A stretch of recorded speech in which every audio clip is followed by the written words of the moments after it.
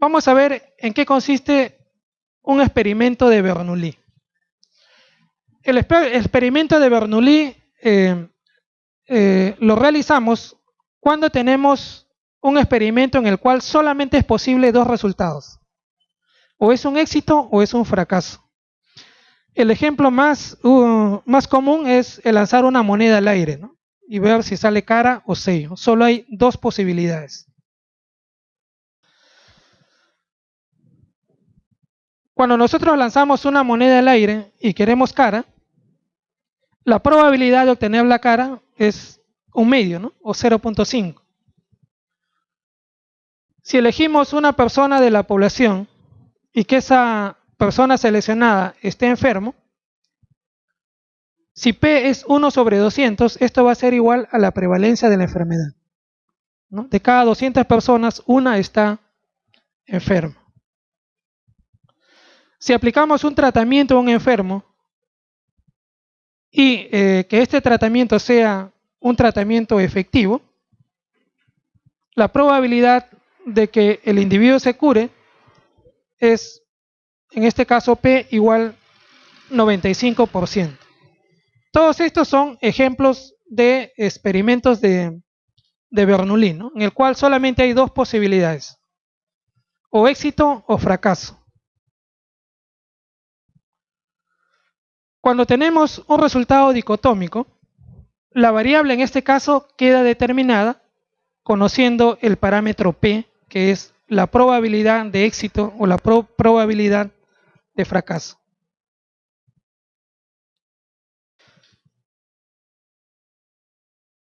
Ejemplo de experimento de Bernoulli. Según la encuesta ENDES del 2010, la prevalencia de enfermedad diarreica aguda en niños menores de 5 años es de 15 por cada 100 niños. Describa el experimento usando conceptos de variable aleatoria. Tenemos como dato, ¿no?, que la probabilidad de que un niño menor de 5 años tenga enfermedad diarreica aguda es 15 sobre 100, es decir, 15%. Si X es igual a tener un niño con diarrea, es una variable de Bernoulli, X igual 1 tiene una probabilidad de P igual a 0,15, que es la probabilidad de que tenga diarrea, y X es igual a 0, la probabilidad de que el niño no tenga diarrea, que es el complemento de este 0.15. ¿no? P y Q son complementos. En este caso sería 0. o 0,85.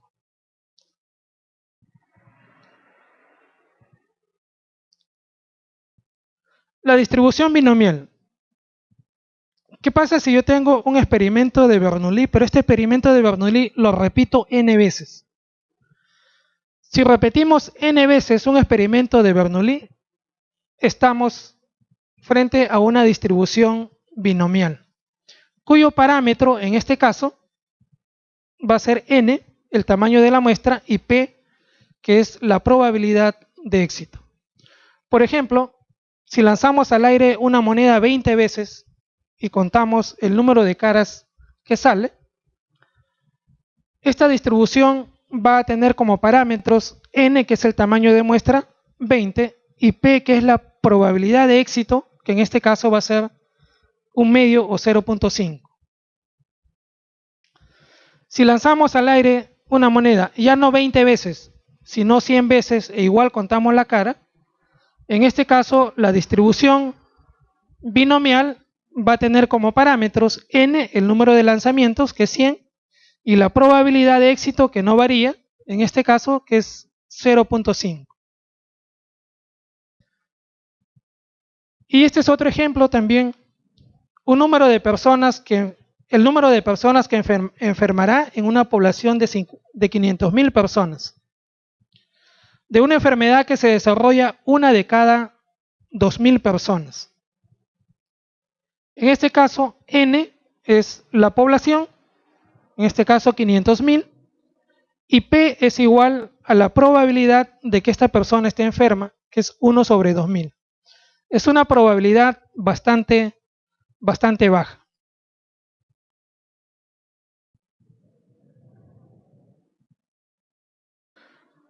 ¿Qué pasa cuando en un experimento de Bernoulli o en una distribución binomial la probabilidad de éxito es bastante baja? Si la probabilidad de éxito es bastante baja, como en este último caso, ya no es conveniente utilizar la distribución binomial, sino la distribución de Poisson.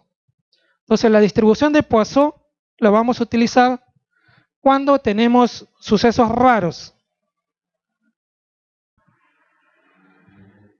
La distribución de Poisson es una aproximación a la distribución binomial, con la misma media, pero lo vamos a utilizar cuando existen dos características. Primero, cuando el n es grande, es decir, n mayor de 30. Y segundo, cuando la probabilidad de éxito es pequeño, la probabilidad es menos de 0.1. En la distribución de Poisson queda caracterizada por un solo parámetro, llamado mu, que es igual a n por p. Vamos a ver algunos ejemplos. El número de individuos que será atendido un día cualquiera en el servicio de emergencia del Hospital La Mercedes de Chiclayo. En Chiclayo hay 200.000 habitantes, n es grande, n es mayor de 30. Y la probabilidad de que cualquier persona tenga un accidente es pequeña, pero diferente de 0. Supongamos en este ejemplo que la probabilidad de que sufra un accidente una persona que vive en Chiclayo es 1 de cada 10.000. Entonces se cumplen las dos condiciones, n es grande y la probabilidad de éxito es pequeño. Podemos utilizar la distribución de Poisson. En el caso de la distribución de Poisson, la media mu vendría a ser igual a n, que es la población, 200.000, por p, que es la probabilidad de éxito, que es 1 sobre 10.000. N por P, en este caso, al hacer la multiplicación, es igual a 20.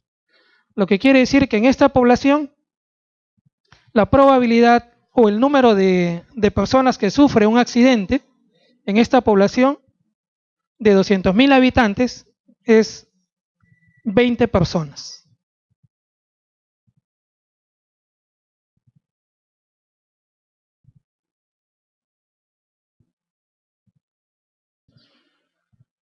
Respecto a la estadística inferencial, como les decía, en la estadística inferencial lo que hacemos es extrapolar los valores que hemos obtenido en la muestra, los estadísticos, lo extrapolamos a la población para obtener los parámetros. Hay dos tipos básicos de estadística inferencial, la estadística paramétrica y la estadística no paramétrica. ¿Cuándo vamos a utilizar la estadística paramétrica? Para poder utilizar estadística paramétrica se necesitan tres condiciones. Primera condición, la distribución de la variable tiene que ser una distribución normal en la población. Primera condición. Segunda condición, la selección de la muestra tiene que ser una selección aleatoria. Y la tercera condición es que los datos tienen que ser datos cuantitativos, sea de intervalo o sea de razón, pero tienen que ser cuantitativos. Si se cumplen estas tres condiciones, yo puedo utilizar la estadística paramétrica. ¿Cuándo utilizamos la estadística no paramétrica? Cuando no podemos utilizar estadística paramétrica, es la alternativa. Para utilizar estadística no paramétrica no hay requisito para la muestra. Es decir, la distribución puede ser normal, puede ser asimétrica, las variables pueden ser cuantitativas, cualitativas, y la selección de la muestra puede ser una muestra por conveniencia o una muestra aleatoria. No interesa. Cualquier tipo de datos, en cualquier tipo de datos nosotros podemos hacer estadística no paramétrica. Muy diferente de la estadística paramétrica, que sí es necesario que se cumplan estos tres requisitos. Entre estadística paramétrica y no paramétrica, siempre se prefiere utilizar la estadística paramétrica. En el caso que no podamos utilizar la estadística paramétrica, utilizamos la estadística no paramétrica. La estadística paramétrica es mucho más eficiente, es mucho más precisa comparado con la estadística no paramétrica. Existen algunas técnicas para la estadística paramétrica y la no paramétrica. Las técnicas o las pruebas estadísticas más utilizadas para la estadística paramétrica son la t-de-Student, el análisis de varianza, el análisis de covarianza y la correlación de Pearson. Y las estadísticas no paramétricas para datos cuantitativos tenemos la Udeman-Whitney, el test de Kruskal-Wallis, el test de Freeman y la correlación de Spearman. Y para estadísticas no paramétricas, para datos cualitativos, tenemos el chi-cuadrado y el test de Fisher-Exact. Esto que es un dolor de cabeza cuando hemos estado en el pregrado y también en los que van a hacer posgrado, lo podemos resumir en esta tablita.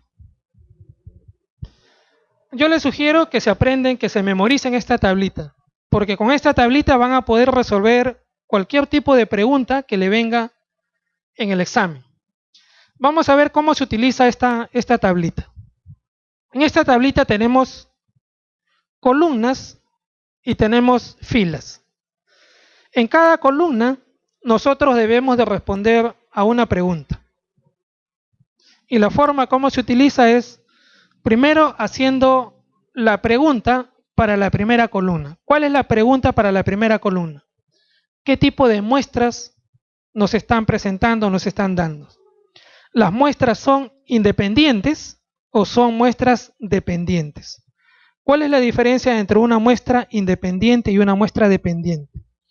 En la muestra independiente, al momento de seleccionarla, la selección de una unidad o de un elemento no depende de la selección de otro elemento seleccionado anteriormente. Es decir, cada unidad es seleccionada de manera independiente, no depende de otras unidades. ¿No? Esa es una muestra independiente. ¿Cuándo estamos frente a una muestra dependiente? Cuando la selección de una unidad o de un elemento de una muestra depende de la selección de otro elemento o de otra muestra. Y en este caso estamos frente a muestras dependientes o muestras pareadas. ¿Qué significa eso?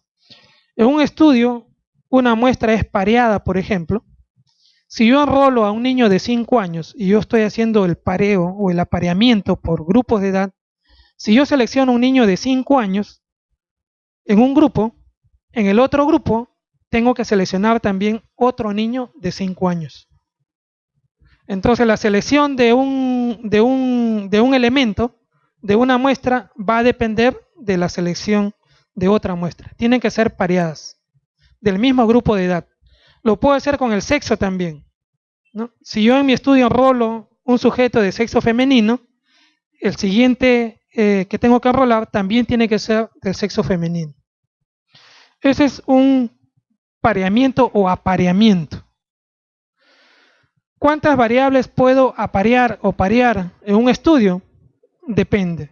Pero usualmente se recomienda no parear más allá de 2 o 3 variables. Mientras más variables sean apareadas, más difícil va a ser encontrar los sujetos en cada uno de los grupos. ¿Cuál es el máximo grado de pareamiento? El máximo grado de pareamiento se da en los estudios antes y después. ¿Por qué? Porque el mismo sujeto que enrolamos y hacemos la medición antes de una intervención, el mismo sujeto, a ese mismo sujeto le vamos a medir la variable o las variables que hemos intervenido después de la intervención. Entonces, en este caso estamos pareando no solamente edad y sexo, estamos pareando todas las otras variables, incluso variables que nosotros no conocemos, como pueden ser factores genéticos. Entonces, el máximo grado de pareamiento se da en los estudios antes y después.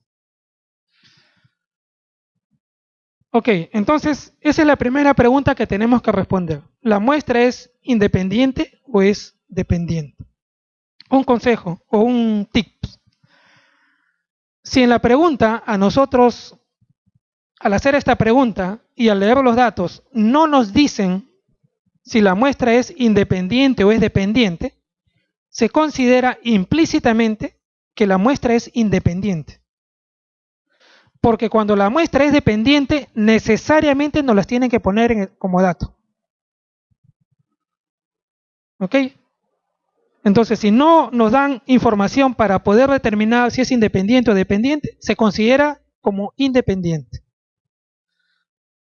La segunda pregunta que tenemos que responder es, ¿de qué tipo de variable es la variable dependiente? ¿Es una variable cuantitativa o es una variable cualitativa?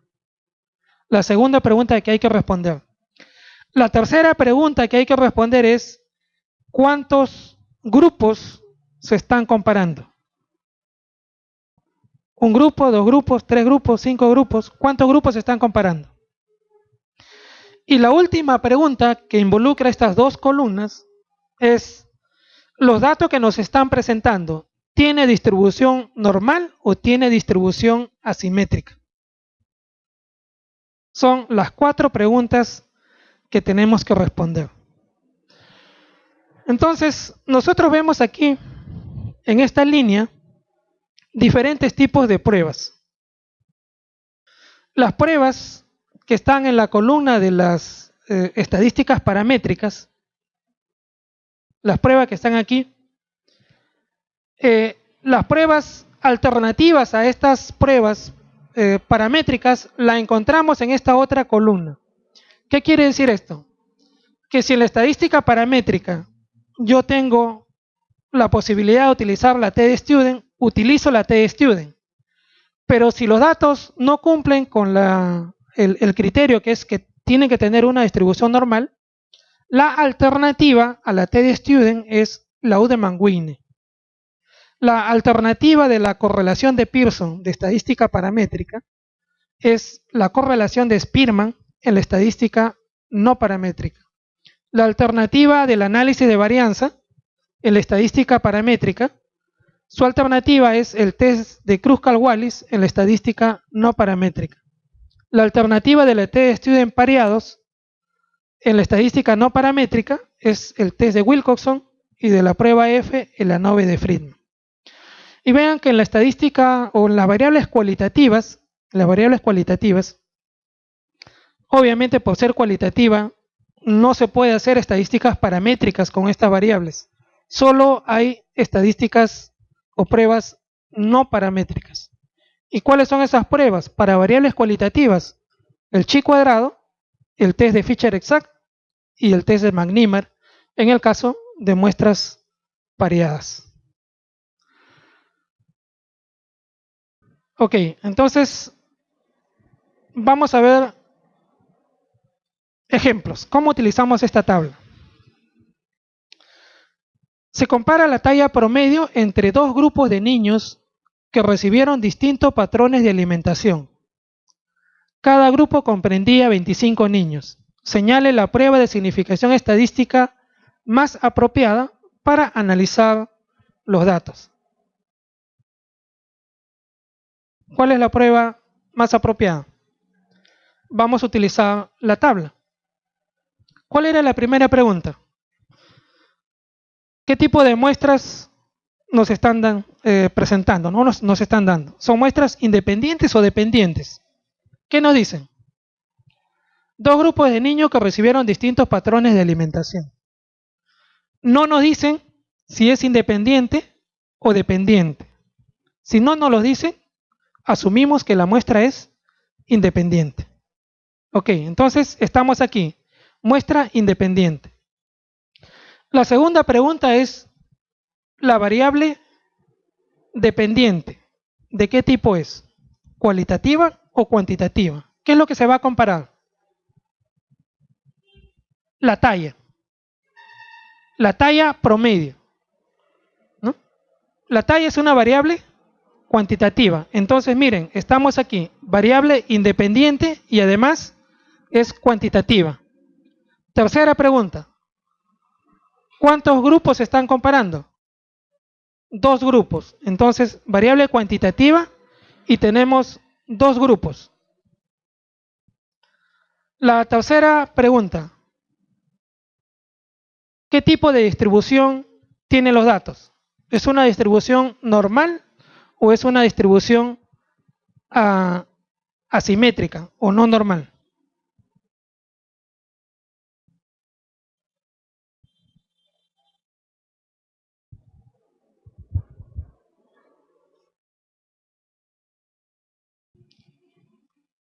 ¿Qué tipo de distribución tienen los datos?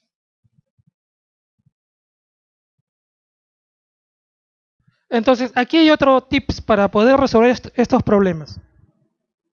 Yo les había mencionado que cuando uno lee los problemas, hay datos que sirven para poder resolver el problema, hay datos distractores, que su función es confundir al que va a resolver el problema, y hay también datos implícitos.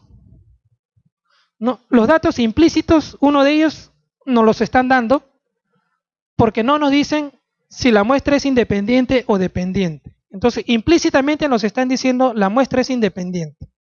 ¿Por qué? Porque si es dependiente, insisto, necesariamente nos los tienen que decir. ¿Y dónde está el otro dato implícito? El otro dato implícito está aquí. Se quiere comparar la talla promedio, es decir, la media de la talla. ¿Y cuándo utilizamos la media? Cuando los valores tienen una distribución normal. Entonces, si nos dicen que van a comparar la media, lo que nos están diciendo implícitamente es que la distribución de los datos es normal. Entonces, con eso completamos o respondemos la última pregunta, ¿no? ¿Qué tipo de distribución tienen los datos? Distribución normal. Entonces, ¿cuál es la prueba que le corresponde? La T de student. T de student. ¿Qué tipo de prueba le correspondería si la distribución no es normal? La U de Manguini, ¿no? Es la alternativa. Si la distribución no es normal, la alternativa, estadística no paramétrica, es la U de Manguini.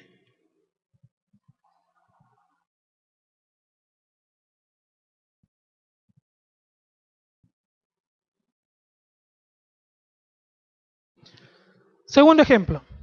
En un ensayo clínico se comparan las cifras de glucosa en una muestra de sujetos representativa de una comunidad antes y después de la aplicación de un determinado tratamiento hipoglucemiante, cuya eficacia queremos comparar. ¿Cuál es la prueba estadística más adecuada para analizar los datos obtenidos? Veamos otra vez la tabla y respondamos las preguntas. Primera pregunta, ¿qué tipo de muestra es? ¿Independiente o dependiente? ¿Nos están dando ese dato o no? Antes y después. ¿No? Es el máximo grado de pareamiento. ¿No? Es un estudio antes y después. Entonces las muestras son pareadas. Segunda pregunta. ¿Qué tipo de variable es, o de qué tipo es la variable dependiente? ¿Es cualitativa o es cuantitativa? ¿Qué es lo que se van a comparar? Cifras de glucosa. La glucosa es una variable de tipo cuantitativa. Entonces estamos acá. Es una muestra dependiente y la variable es cuantitativa. Tercera pregunta. ¿Cuántos grupos se van a comparar?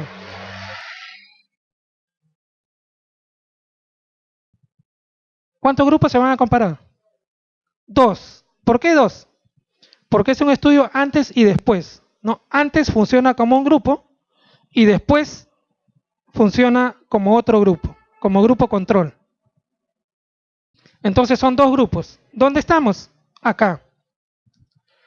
La tercera pregunta es, ¿qué tipo de distribución tiene la variable? ¿Es una distribución normal o es una distribución asimétrica?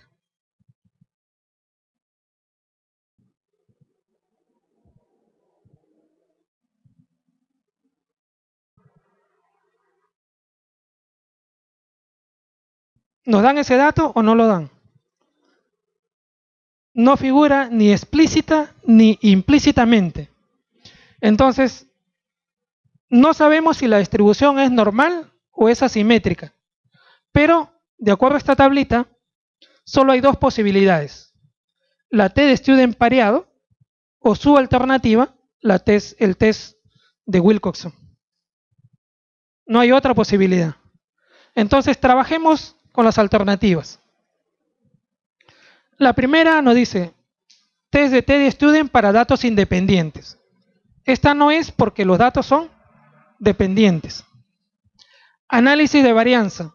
Análisis de varianza en la ANOVA lo utilizamos cuando los datos son o cuando la muestra es independiente. Test de la t de student feature para datos pareados. T de student, algunos le dicen t de student feature también, para datos pareados. Esta es una posibilidad. Después nos dice el test de comparaciones múltiples. Aquí no figura el test de comparaciones múltiples, pero es una técnica que se utiliza cuando hacemos múltiples tests en una sola muestra. Entonces, cuando se hacen múltiples pruebas en una sola muestra, hay un sesgo que se puede cometer y ese sesgo se puede controlar haciendo test de comparaciones múltiples. Y la última posibilidad es el chi cuadrado. ¿Pero cuándo utilizamos el chi cuadrado? Chi cuadrado es para variables cualitativas y además muestras independientes. Entonces, trabajando con las alternativas, la única posibilidad es la C, ¿no? La T de student para datos pareados. No sé si hay alguna pregunta hasta acá.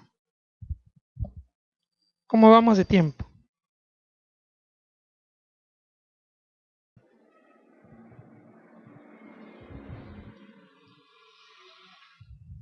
Ok, vamos a ver algunos términos estadísticos, también bastante utilizados. Nivel de confianza. El nivel de confianza también le llaman algunos intervalo de confianza y es la probabilidad de que nuestro resultado sea correcto. La probabilidad del nivel de confianza es 1 menos alfa o 95%. ¿Qué significa eso? Que con una probabilidad del 95%, los datos que yo voy a obtener van a estar en ese intervalo de confianza que hemos determinado. Nivel de significación. El nivel de significación es el máximo error que yo establezco que puedo cometer, ¿no? O como le dice aquí, el máximo error que estamos dispuestos a aceptar. Ese máximo error por concesión, se ha establecido que máximo debe ser un 5%, ¿no? Este nivel de significación también le llaman error de tipo 1 o error alfa. Y su probabilidad máxima es 5%. ¿Qué cosa es el p-valor? El p-valor es la significancia estadística. El p-valor es la cuantificación probabilística del error de tipo 1. ¿Cuál es la diferencia con el nivel de significación? Que el nivel de significación lo vamos a plantear cuando nosotros estamos haciendo el protocolo. Cuando estamos haciendo el protocolo, nosotros establecemos nuestro nivel de significación. Ejecutamos el estudio, procesamos los datos y obtenemos en los datos el p-valor.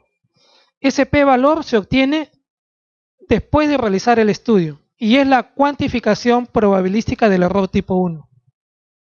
Entonces yo estaba en el protocolo, he colocado que el máximo error que estoy dispuesto a aceptar es 5%. Por lo tanto, el p-valor al momento de hacer las estadísticas tiene que ser, para que sea significativo, menos del 5%. Y otro término también bastante común es el poder o potencia del estudio. El poder o potencia del estudio representa la probabilidad de observar en la muestra que estamos estudiando una diferencia o un efecto determinado, si es que esa diferencia existe en la población. ¿Ok? Entonces, Poder o potencia del estudio es la capacidad de observar una diferencia en la muestra, cuando esa diferencia realmente existe en la población.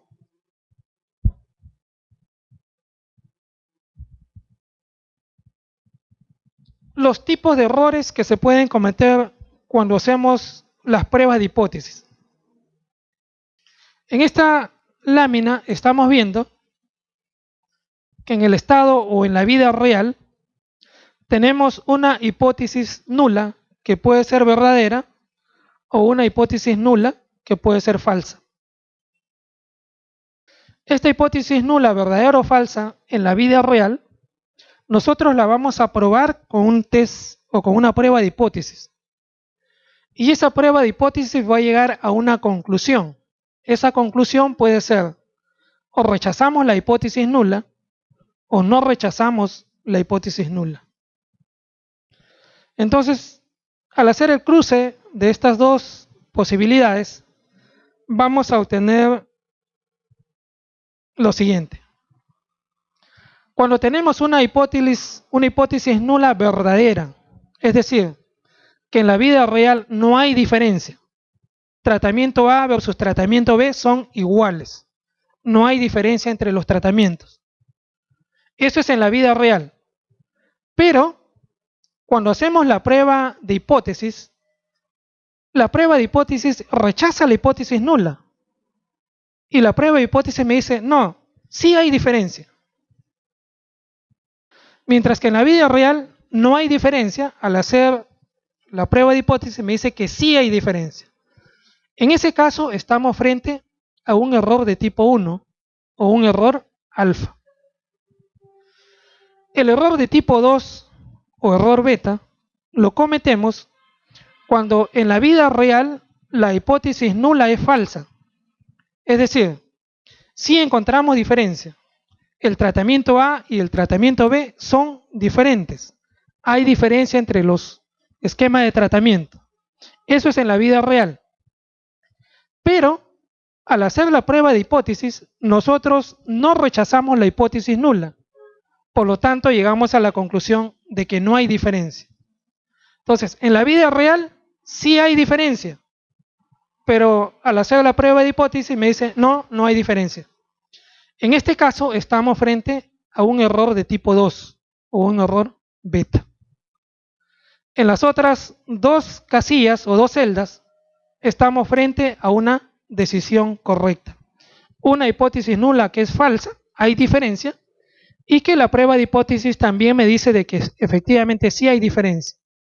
Y en este caso una hipótesis nula verdadera, no hay diferencia, y la hipótesis nula, la prueba de hipótesis que también me dice que no hay diferencia y por lo tanto rechazo la hipótesis nula. A este error de tipo 1, su probabilidad va a ser igual a la significancia. Y la significancia es el máximo error que estamos dispuestos a permitir, ¿no? Es el error tipo 1. En este caso, esta celda vendría a ser la probabilidad. Su probabilidad es igual a 1 menos la significancia, que en este caso vendría a ser 95%, que es el nivel de confianza, ¿no? Aquí estamos viendo lo mismo, pero colocando algunos datos adicionales. El error tipo 1 es igual al nivel de confianza, 5%. Esta celda de acá es igual al nivel de confianza, que es 95%. La suma de esta columna siempre debe dar 100%. Y en esta otra columna tenemos el error tipo 2, que por convención el error tipo 2 se acepta como máximo hasta 20%. Y en esta celda de acá tenemos la potencia. La potencia debe ser igual al 80%. Si sumamos los porcentajes de esta columna, también me debe de dar 20%. ¿Qué significa esto? Que si yo quiero incrementar el nivel de significancia, si incremento el nivel de significancia, el nivel de confianza tiene que reducirse. Si yo reduzco el nivel de significancia, el nivel de confianza tiene que incrementarse. De igual manera, si yo tengo un error tipo 2 de 10%, es decir, reduzco la posibilidad de cometer el error tipo 2, estoy incrementando la potencia. Y a la vez, a la inversa, si incremento el error de tipo 2, estoy reduciendo la potencia. ¿Ok?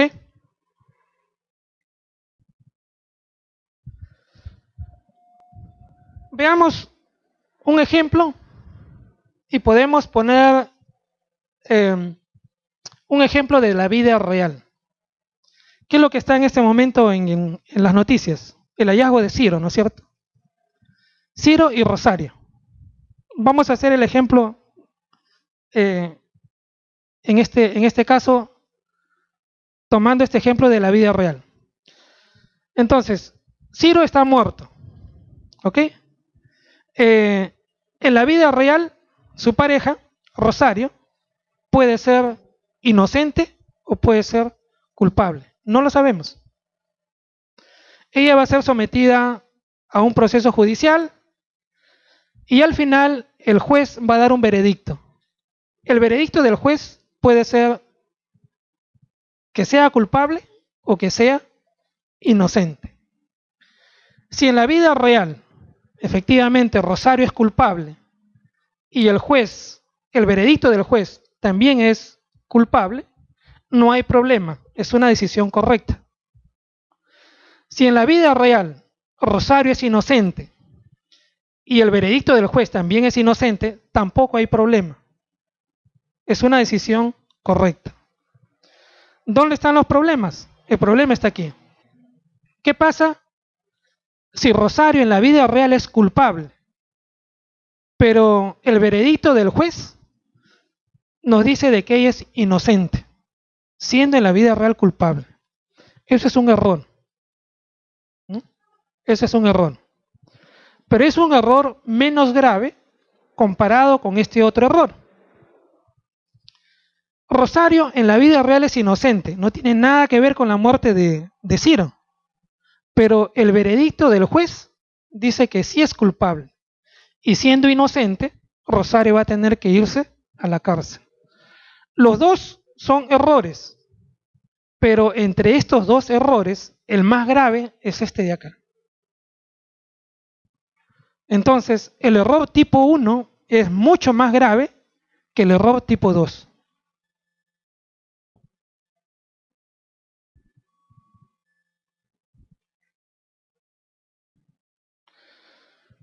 Lo podemos ver con ejemplos de tratamientos, ¿no? Aquí, supongamos que estamos probando dos drogas, una droga A y una droga B. En la vida real hay una diferencia entre la droga A y la droga B. Hay una diferencia. Una de las dos es más efectiva que la otra. Pero al hacer el estudio, el ensayo clínico y al hacer las pruebas de hipótesis, etcétera, al final la decisión es no rechazar la hipótesis nula. Es decir, según el estudio, encontramos de que no hay diferencia entre los tratamientos. Este es un error que estamos cometiendo, pero no es un error muy grave. ¿Por qué no es muy grave?